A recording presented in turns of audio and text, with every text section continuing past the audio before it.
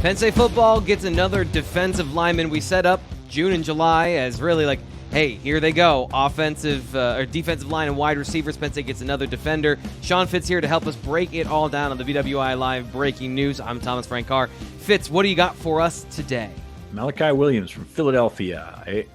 It was Penn State's top, if not top, but one of the top two defensive end prospects on the board. Jalen Harvey's still out there for Penn State, but this is one that they watched him take other official visits. They had him on campus in June.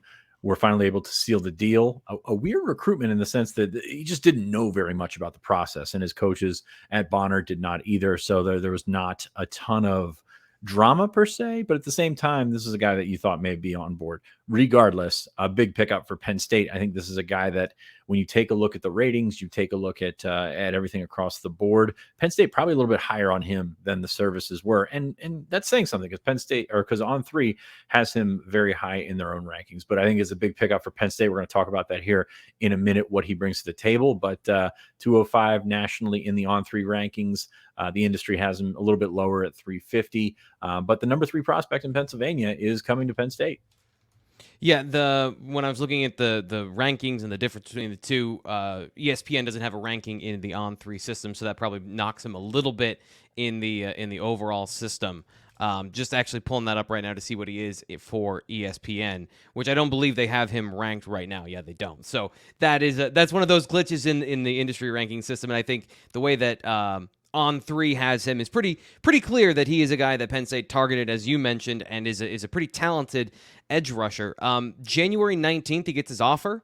Second offer from a Power 5 school is Penn State, so they were in on him pretty early. Can you take us through from January 14th to now how that relationship went and kind of how he became a priority for this class? So just before that, it's actually a really interesting story. Just before that, Penn State was looking around at prospects, 2026 prospects, actually. Dylan Abram from Bonner is a 2026 corner.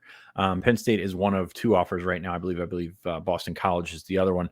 But he came onto their radar, and the coaches from Bonner really didn't mention Mylachi Williams. It was kind of weird. So somebody at Penn State was watching the tape of Abram, and then all of a sudden they're wondering, who is this guy on the edge? He's 6'3"-ish, pretty skinny, but still a lot of pop there in that film. So they inquired about that. They got Williams on campus, and they offered him on that junior day in January. From there, he moved up the board. This is a guy that we were tracking for a long, long time. Like I said, I think higher on Penn State's board than he was maybe overall in the general atmosphere of Penn State fans. So this is a guy that was number 2 on my big board back in May. This is one that I thought was coming to Penn State for a long, long time, but he wanted to get out, wanted to check out his visits. Like I said, very green to the process. Checked out Syracuse, checked out Pittsburgh. There was a Notre Dame official that was set up, but Notre Dame filled up at the position, so they did not get into that. Texas A&M was also involved as well. So this is a quiet recruitment that ends in Penn State's favor, but it's really interesting because Penn State, taps Philly and a lot of in-state programs pretty hard, but Bonner is not a very popular, not a hotbed in terms of recruiting. Very, very big name from Penn State in the past that went to Bonner, but for the last 20 years or so, really not much there. Can I trivia you? Can I ask if you know who that guy is? Oh, I won't, but no, I have no clue. I wouldn't even have a good guess as to who it would be. Bonner is responsible for Penn State's only Heisman Trophy. John Cappelletti went to Bonner back in the day. Oh. This is a different style prospects, I would say. 6'3", 210, long arms. That stuff shows up on the tape. I'm sure we're going to get into that here in a second. But again, a guy that I really like. There's some guys in this class that you're thinking, okay, I can see it. Can definitely see it with Mylachi Williams. Yeah, absolutely. The frame is excellent. Like, you get those cliches of lab-built defensive end, but like if you're looking for a frame, the dude has what you're looking for in terms of the talents at the position. Let's talk quickly about Deion Barnes. The Philadelphia angle is obvious. Do you get anything out of Deion Barnes, the recruiter, from this in terms of just an early return on what he's been able to do at the position since taking over during spring football, knowing that all of this kind of happened in the middle? How do you view his angle or his participation in all of this in Williams' commitment to Penn State?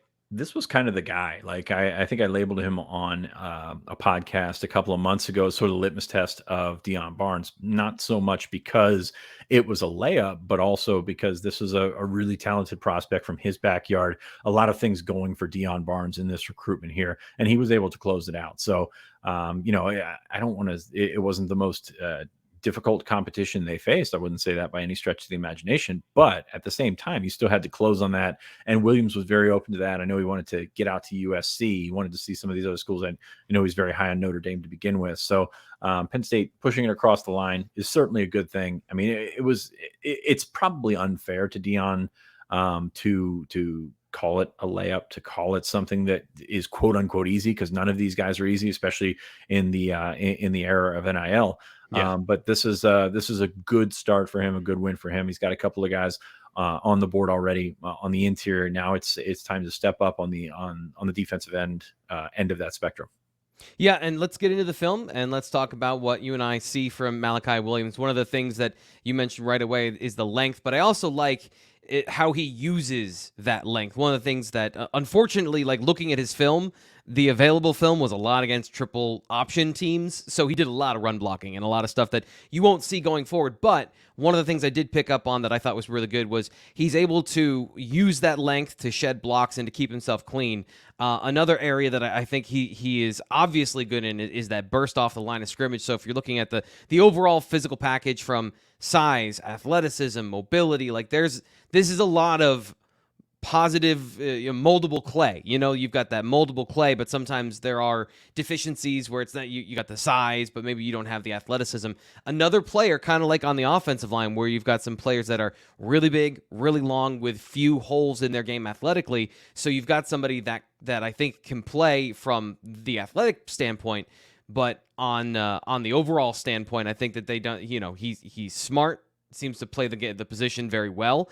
So overall, I really like the package that he brings to the table in terms of his abilities, even if he is a little bit raw and a little bit undersized at the position. So Mylachi Williams, again, he is 6'3", 202, and the last thing I'll say here, Fitz, is that you do see the size show up sometimes on film, where I think he plays with toughness, I think he plays with physicality, but when he plays a guy that matches him in that, he can get pushed off the ball a little bit. So expected, but at the same time, that would be an area he'll have to take care of and get bigger and stronger to be a positive run defender for Penn State. Yeah, I think he's far from what he's going to be. I mean, we get so hung up sometimes on weight, on size, and everything like that. He's over 6'3" legitimately. He's got those long arms. He's roughly, I mean, he's been anywhere from 205 to 215 from what we have in our database. So, like, the weight's gonna come. He reminds me of Adisa back when Adisa was, a high school prospect. I think he showed up to camp around 215. So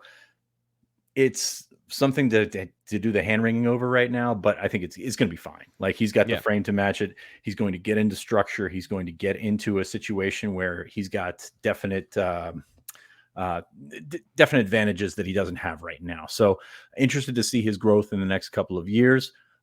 As a prospect, honestly, and it's kind of it's kind of too easy to do this, but reminds you of Deion Barnes. Like, he reminds me of Deion coming out in terms of what he was able to sort of the raw edge to his game.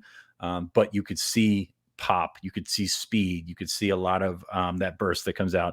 A little bit reckless at times. There's a little bit of water boy to his game at times. He's moving around. That's a good one. But he does finish plays. He finishes really well. Does that.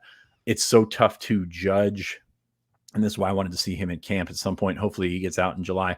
So tough to judge him as a pass rusher, like an artist, because all shedding blocks more so than pass rush moves. And I think that's kind of what he's going to have to refine himself. And like I said, he's got time to do it. He's a guy that's going to come in, probably most likely going to redshirt to put on weight. And I say most likely, like, really likely that he's going to redshirt, put on weight, learn those skills, learn under Barnes, and do some things.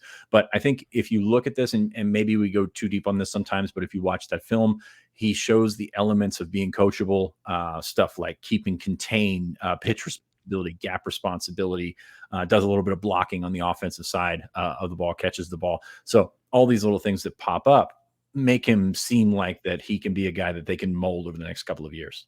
No, I absolutely agree with that. I think that's a really important key when you're looking at these things is even if he's not doing it right all the time, or if he's not, do you see the signs of, okay, he's got the basics down? And that's, to me, that's really encouraging because you mentioned some rawness as a pass rusher. Can he learn? Is he going to be able to, when he's given those cues, is he going to be able to pick it up? And when you see him do stuff like, in run defense, he's a smart run defender. He doesn't get fooled a whole lot. I like all of those things. So that does build you kind of the profile of a guy who can learn and is interested in learning too, and is not just, as you said, out there running with his hair on fire. I'm really glad you mentioned that part about pass rushing, because that's an area where you see the potential, but what is he working with right now, kind of to set that timeline of what to expect from him in terms of his development curve and all of those things. Very, very good upside though with Mylachi Williams. As we get out of here, anything else about this recruitment or what's coming up for Penn State that you want to hit on as we're ending the video here? And by the way, before we get to that, like the video and subscribe to Blue White Illustrated on YouTube. No, not really. Dead period right now, so no visits until the end of July. No more official visits until the beginning of September. So things will slow down in that. The Lash Bash will be at the end of July, as it always is. So certainly looking forward to that.